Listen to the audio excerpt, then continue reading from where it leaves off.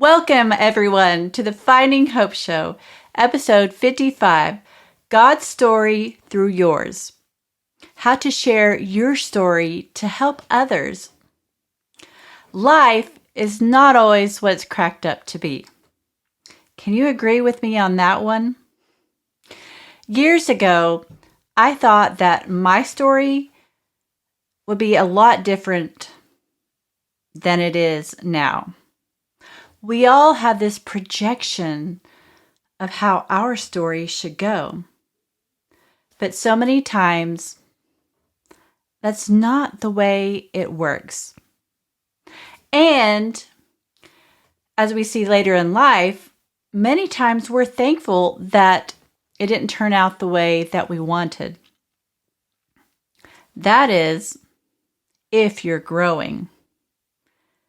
You see, if God's involved, you're always going to be growing, rising higher, although you may not see it at first. Because if you imagine your story having a happy ending, it most certainly can. But your story, God's way, is going to be done differently. Why? Because your story, God's way, is meant to have a testimony. The way God created the earth is that all things would give Him glory, that we would be disciples for Christ.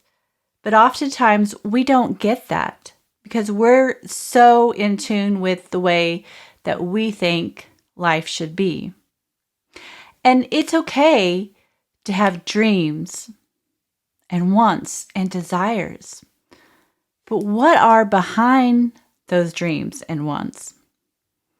Now, God-sized dreams seem unimaginable. They seem impossible. But that's okay. Because you know what? It's more than about the end result. It's about the process. And when we involve God in our story, the process can be a good one. So how is your story changing and evolving today? Is God part of your story?